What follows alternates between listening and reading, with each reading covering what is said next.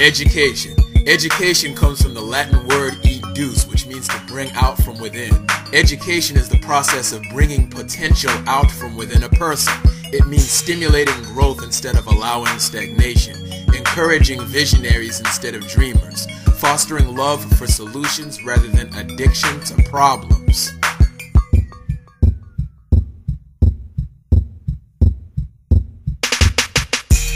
The educational system in our society does not educate, it programs. Thus, we have no choice but to educate ourselves. It's a slow process, but we've been doing it for a long time. At one point in time, education was no big deal because living within nature makes truth a part of everyday life. You didn't need to read all the time because true information was visible, oral, and remembered. The truth was lived out rather than talked about. Things weren't perfect, but problems were dealt with. At the root of civilization, humans always lived the truth. During chattel slavery, education became different. For example, the smart slaves actually used church as a place to teach. Later, we saw different methods that people used to educate others. The age of the soapbox, where people gave speeches in the street. The use of lecture halls to announce information to the people.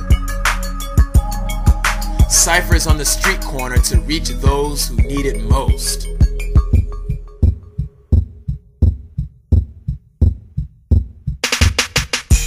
People in the northeastern cities typically use these methods more often than people in the southern cities. This is because northern cities tend to have a lot more pedestrian traffic than other cities. In other words, people are constantly walking past each other. Historically, educators in the hood would position themselves strategically into highly interactive areas. Many of our street academies in the inner city are positioned in places that come in contact with many people. Back in the day, the radio was another popular medium for spreading information. In the 1980s, hip-hop music was a very effective tool used for reaching people. Back then, it was under the strict control of the conscious black man.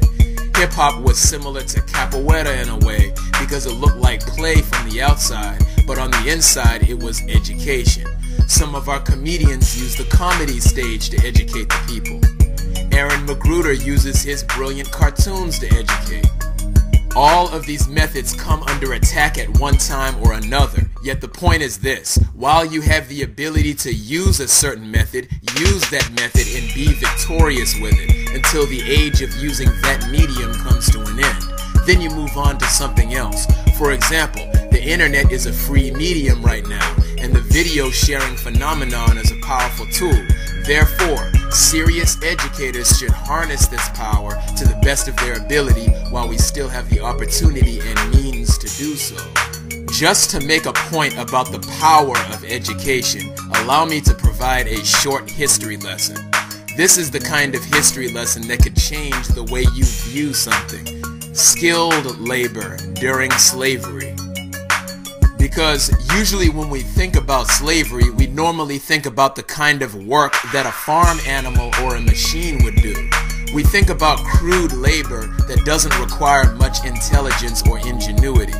What we never talk about is the skilled labor and how America depended on our skills and intelligence during slavery, not just our physical strength and resilience. Africa was one of America's primary sources of intellectual capital during slavery. It was not just physical labor, and of course, they won't teach you that because they want to control the conclusions that you draw about slavery as a historical event. They want to write Africa out of history. Rice. Did you know that rice came to America from black African women? And take a guess as to the exact method of how rice was brought here. It was smuggled to America by black African women hiding grains of rice in their hair. French agronomist Jean Hérol confirmed this fact with his historical analysis. Anthropologist Richard Price also recorded that African female slaves were known to have smuggled grains of rice in their hair for later planting. A Swiss correspondent in 1726 confirmed the same notion of black women using their hair to hide and transport rice to the Americas. The area of West Africa stretching from Senegal to Liberia has very prominent rice farms. These are some of the main areas where slaves were gathered. The slaves provided not only physical labor, but also highly skilled agricultural subsistence crops, which America depended on for centuries. Socio-historical analyses reveal that America would have starved without the resilience of the black woman. A world-renowned geographical researcher by the name of Dr. Judith Carney proved that the reason why Americans eat rice today is because of black female slaves. In her book, Black Rice, she brings an end to a scholarly debate about whether rice came first to America from the Portuguese, or from the Asians, or from the black Africans.